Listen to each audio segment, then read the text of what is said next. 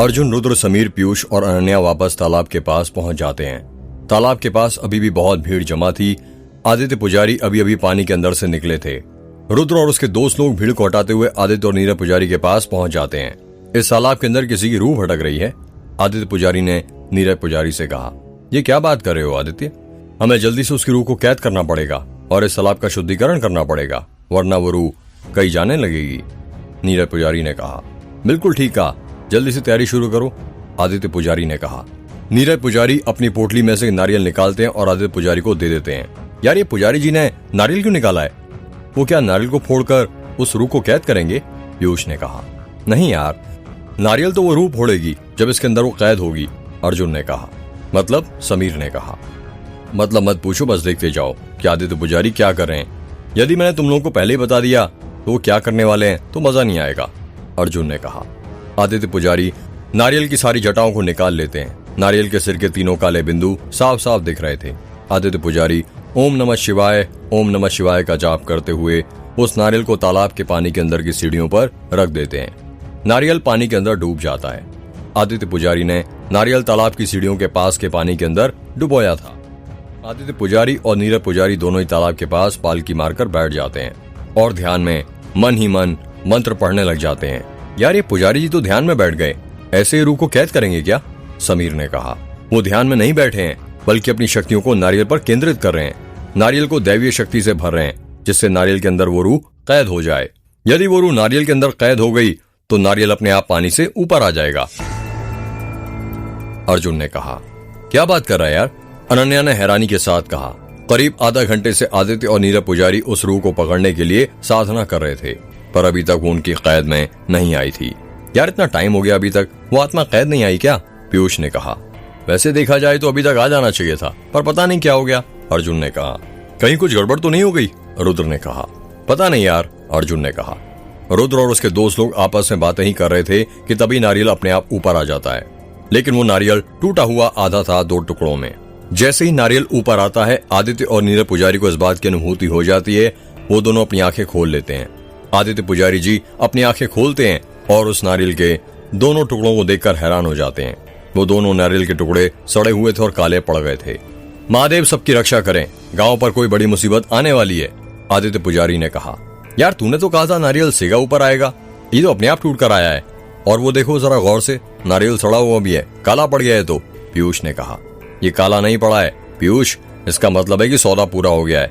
उसने अपनी बलि देने से पहले कहा था कि मेरी रूह यहीं पर भटकेगी और जब उसका सौदा पूरा हो जाएगा तो उसको मुक्ति दे देना।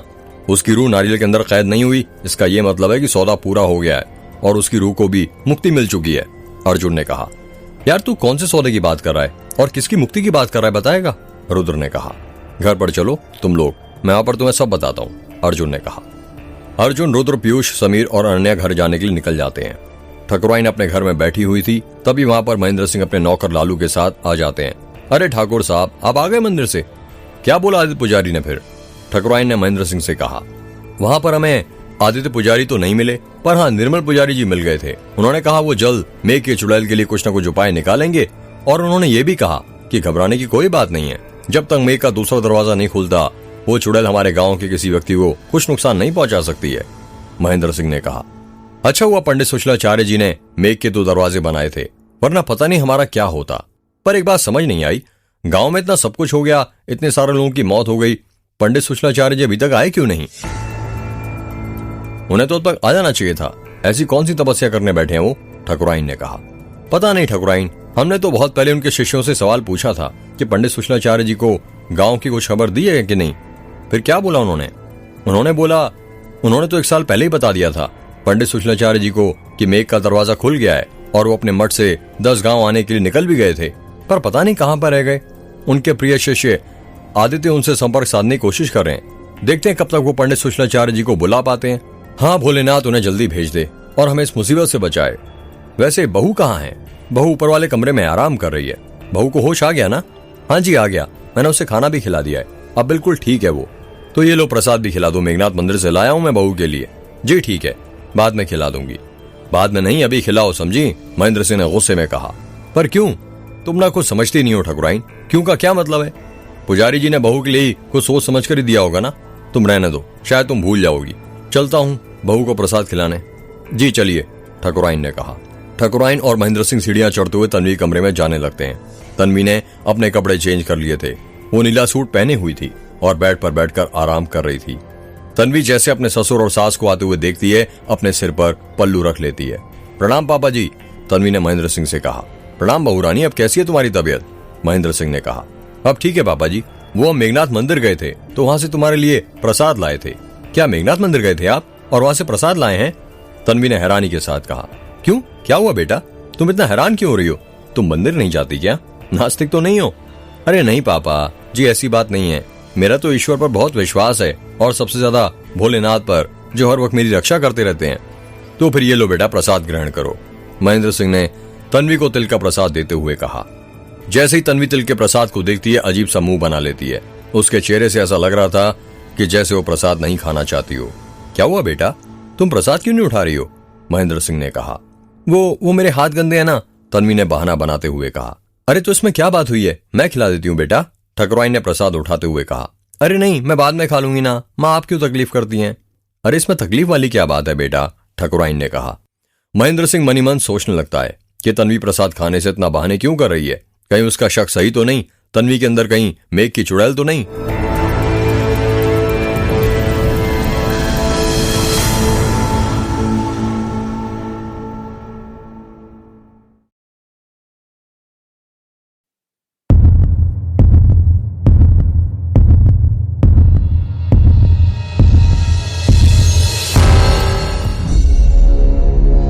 माँ आप रहने दीजिए, मैं बाद में खा लूंगी, तन्वी ने ठकुराइन को प्रसाद खिलाने से रोकते हुए कहा। ऐसे प्रसाद को मना नहीं करते हैं बेटा, अशुभ होता है, ठकुराइन ने कहा। ठकुराइन के बहुत जोर देने पर तन्वी वो तिल का प्रसाद खा लेती है। जैसे ही तन्वी वो तिल का प्रसाद खाती है, महेंद्र सिंह मनी मन सोचने लग जाता है क्या पता चल जाएगा कि तन्वी के अंदर मेघ की चुड़ैल है या नहीं। महेंद्र सिंह इंतजार कर ही रहा था कि कुछ अजीब होए, उससे पता चले कि उसकी बहू के अंदर मेघ की चुड़ैल है या नहीं, पर कुछ हो नहीं होता। कुछ देर बाद महेंद्र सिंह पूरी तरह संतुष्ट हो जाता है कि उसकी बहू के अंदर किसी की आत्मा है या नहीं है। पर तभी उसी वक्त तन्वी अजीब सा मुंह बनाने लग जाती है और कसकर अपना गला दबाने लग जाती है। ये तुम्हें क्या हो गया बहू, तुम ठीक तो हो? ठकुराइन ने कहा। तन्वी ठकुराइन के सवाल का कोई जवाब नहीं देती है और अपना गला पकड़ने लग जाती है। महेंद्र सिंह सोचने लगता है कि कहीं प्रसाद ने अपना असर दिखाना शुरू तो नहीं कर दिया और कहीं तन्वी के अंदर मेघ की चुड़ैल तो नहीं। तन्वी भागते हुए वॉशरूम की तरफ जाने लगती है। क्या हुआ बहू, कुछ बताओगी? ठकुराइन ने तन्वी के पीछे पीछे जाते हुए कहा। तन्वी वॉशरूम के अंदर जाकर उल्टियां करने लग जाती है। तन्वी अपनी जीभ पर उंगलियां खींचकर उल्टियां कर रही थी, तभी उस कमरे में कुलदीप आ जाता है और तन्वी की उल्टियां करने की आवाज सुनकर महेंद्र सिंह से पूछता है, पापा तन्वी को क्या हुआ, वो उल्टियां क्यों कर रही है?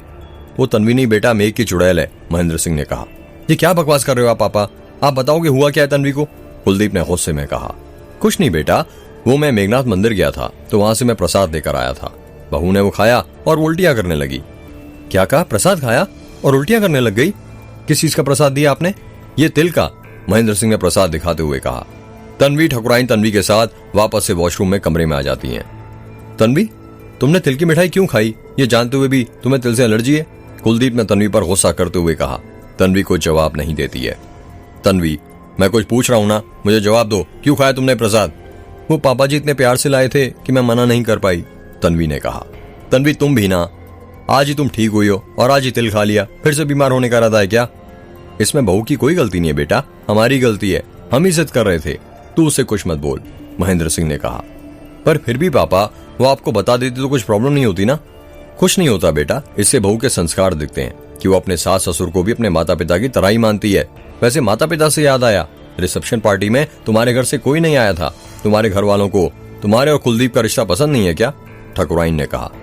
तन्वी ठकुराइन के सवाल का कोई जवाब नहीं देती है और कुलदीप की तरफ देखने लग जाती है। वो माँ तन्वी के माता पिता अब इस दुनिया में नहीं है, इनफैक्ट उसका अब इस दुनिया में कोई नहीं है। एक गीता चाची थी जिसने तन्वी की देखभाल की थी, वो भी अब इस दुनिया में नहीं है, तन्वी अनाथ है, कुलदीप ने कहा। तू ऐसे क्यों बोलता है बेटा, अब हम मिल गए ना, उससे देखना, माँ बाप की कमी तन्वी को कभी महसूस ही नहीं होने देंगे, ठकुराइन ने तन्वी को गले लगाते हुए कहा। तन्वी भी ठकुराइन गले मिल जाती है। वाह माँ, ये सही है, बहू के आते अपनी बेटे को भूल गई, कुलदीप ने कहा। अरे तुझे तो बहुत लाड़ कर लिया, अब मैं अपनी बेटी की तरह बहू को लाड़ करूंगी, ठकुराइन ने कहा। इट्स नॉट फेयर माँ, कुलदीप ने नाराजगी जाहिर करते हुए कहा। अरे आप अगले तू भी, ठकुराइन ने कहा। कुलदीप भी तन्वी ठकुराइन के साथ गले मिल जाता है। रात के 8 बज रहे थे और रुद्र के कमरे में अनन्या, समीर, पीयूष बैठे हुए थे। तो तू अब बताएगा किस सौदे की बात कर रहा था तू? समीर ने कहा। हाँ यार बताता हूँ, तुम्हें पता है पानी के अंदर जाकर मैंने क्या देखा? अर्जुन ने कहा। वही तो पूछ रहे हैं यार कि क्या देखा, यदि हमें पता होता तो हम थोड़ी तो पूछते तुझसे, पीयूष ने कहा। यार पानी के अंदर मैंने देखा कि एक लड़की ने तालाब के अंदर डूबकर अपनी बलि दी है। क्या कहा, बलि? अनन्या ने हैरानी के साथ कहा। हाँ, और उसने किसी के साथ कोई सा सौदा किया था। वो सौदा क्या था ये तो मुझे नहीं पता चला, पर जब तक सौदा पूरा नहीं होता तो उसकी रूह किसी कैद में थी, पर अब उसकी रूह कैद में नहीं, मतलब उसकी रूह को मुक्ति मिल गई है। पर उस लड़की ने अपनी बलि क्यों दी? रुद्र ने कहा। मरते वक्त उसने ये कहा था कि जो काम वो जीते जी नहीं कर पा रही है उसको पूरा करने के लिए वो अपनी बलि दे रही है, शायद इसलिए उसने अपनी बलि दी हो, अर्जुन ने कहा। अच्छा क्या तुझे याद है वो लड़की दिखती कैसी थी? समीर ने कहा। दिखती कैसी थी इसका क्या मतलब भाई? मैं तो उस लड़की का नाम भी जानता हूँ, और सिर्फ मैं ही नहीं तुम सब भी उसे अच्छे से जानते हो, अर्जुन ने कहा। यार तू इतना सस्पेंस क्यों क्रिएट कर रहा है, डायरेक्ट बताना उसका नाम, समीर ने कहा। वो लड़की कोई और नहीं गौरी है, अर्जुन ने कहा। अर्जुन के मुंह से गौरी का नाम सुनकर सभी लोग हैरान हो जाते हैं। वही गौरी जिसकी रुद्र के साथ शादी होने वाली थी, पीयूष ने कहा। हाँ भाई वही गौरी, पर गौरी ने अपनी बलि क्यों दी और उसने क्या सौदा किया था? अनन्या ने कहा। पता नहीं यार, ये तो सिर्फ वही जानती है, अर्जुन ने कहा। यार तूने कहा गौरी ने कोई सा सौदा किया है, तो उसके शरीर पर भी कहीं सौदे का निशान होगा क्या? रुद्र ने कहा। यार होना तो चाहिए। हाँ याद आया, पिछले साल जब अजय हमें खबर सुनाने आया था ये कि गौरी की लाश मिल गई है और उसके केस की गुत्थी सॉल्व हो गई है, तो जाते जाते मैंने उससे पूछा था कि कंफर्म उसकी मौत पानी में डूब कर ही हुई है ना? तो उसने मुझसे कहा था कि हाँ उसकी मौत पानी में डूब कर हुई है, और साथ ही ये भी बताया था कि उसके लेफ्ट हैंड पर ट्रायंगल का निशान भी था। उस वक्त मैंने इस बात पर ज्यादा गौर नहीं किया था, पर अब लगता है कि वो सौदे का ही निशान होगा, अर्जुन ने कहा। वैसे सौदे का निशान ना जैसे भिखारी के पैर पे था, रुद्र ने कहा। हाँ बिल्कुल वैसा, अर्जुन ने कहा। यार ये तुम दोनों के सौदे के निशान की बात कर रहे हो, और अब ये भिखारी कहां से बीच में आ गया? समीर ने कहा। यार मैं तुम लोगों को बताना भूल गया था, पिछली बार याद है रात के वक्त अर्जुन और मैं घूमने गए थे और लेट आए थे। उस रात हम दोनों हॉस्पिटल गए थे शवगृह में भिखारी की लाश देखने, रुद्र ने कहा। क्या कहा? शवगृह गए थे, पर क्यों? अनन्या ने हैरानी के साथ कहा। वो क्या कहते हैं ना, रुद्र ने सपने में भिखारी की मौत देखी थी तालाब के पास, और वो भिखारी सौदा पूरा हुआ कहते ही तालाब के अंदर गया था और उसने अपनी जान दे दी थी। मुझे शक था कि उस भिखारी ने अपनी रूह का गौरी के साथ सौदा किया था। वही सौदे का निशान देखने के लिए हम शवगृह में भिखारी की लाश देखने के लिए गए थे, अर्जुन ने कहा। तो फिर क्या हुआ था? जब तुम दोनों वहां पर पहुंचे थे तो तुमने वो निशान देखा था या नहीं? अनन्या ने कहा। दिखा था ना यार, वो निशान भिखारी के पैर के अंगूठे के ऊपर था, रुद्र ने कहा। इसका मतलब भिखारी ने भी अपनी रूह का सौदा किया था और गौरी ने भी, अर्जुन ने कहा। पर उन दोनों ने किसके साथ और क्यों सौदा किया होगा? पीयूष ने कहा। पता नहीं यार, उन दोनों के बीच क्या सौदा हुआ था, अब ये तो वही दोनों जानते हैं।